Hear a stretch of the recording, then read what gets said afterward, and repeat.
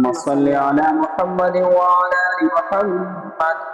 كما صليت على إبراهيم وعلى آل إبراهيم إنك حميد مجيد اللهم بارك على محمد وعلى آل محمد كما باركت على إبراهيم وعلى آل إبراهيم إنك حميد مجيد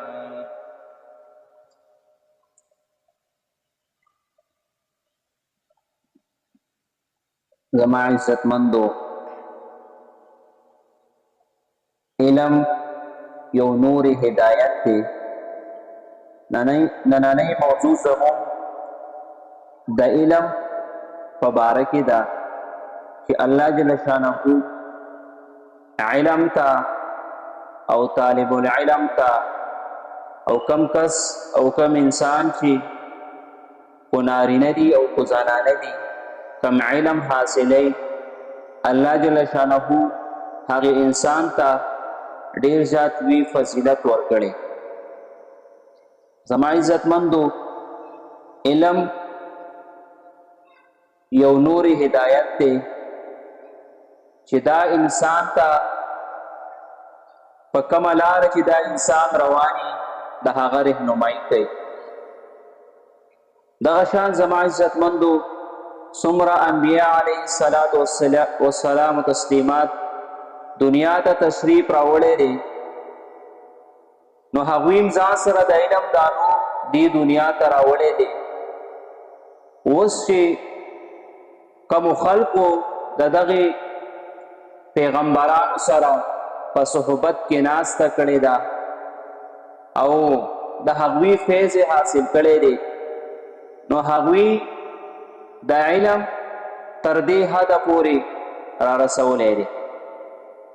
او زما عزتمندو علم د نبیانو نفس دا په څه ذریعې سره رسېدلی دی مونږ او تاسو ته چې په دې وخت کې هم دي دا را رسېدلی دی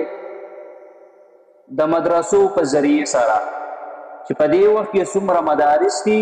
هغوی هم د علم دانو د علم فیضان او د علم چې څومره رحمتونه دي هغه خلکو ته ورکوي دغه شانتې په مدارسو کې چې څومره علماء کرام دي څومره طلبا دي هغوی پوره کال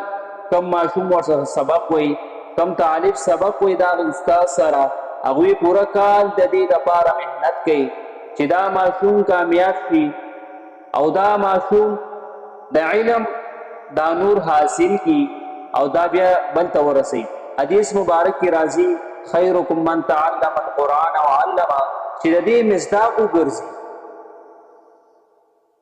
چې دا ماشوم دې ځای نه څه واخلي دا دنیا پې هم ښایسته شي او آخرت یې هم ښایسته شي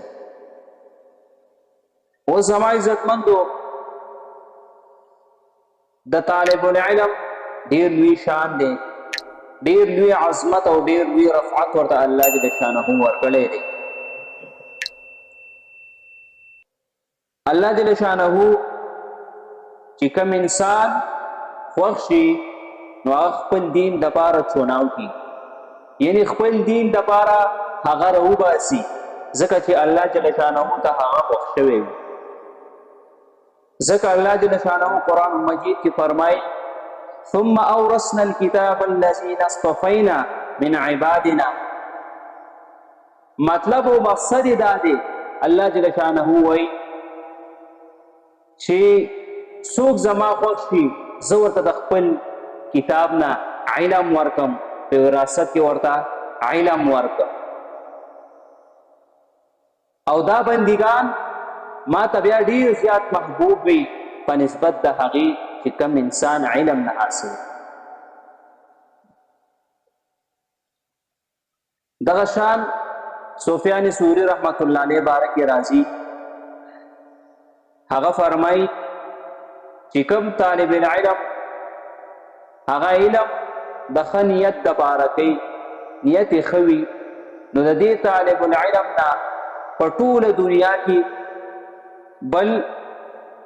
افضل والا بل انسان نشته د ده دونه لوی فضیلت او افضلیت دی. بعضو روایتو کې راځي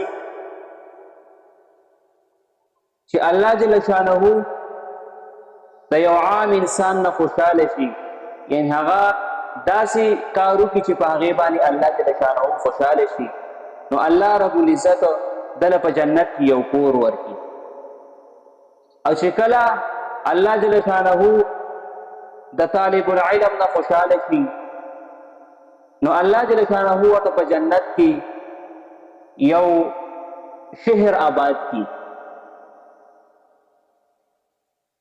پورا علاقه د دې لپاره آباد کی چې اے طالب العلم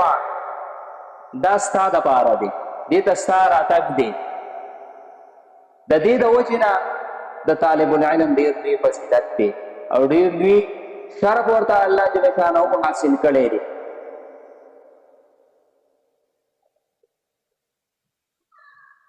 دغه شان چې څومره ملائک دي هغوی د طالب العلم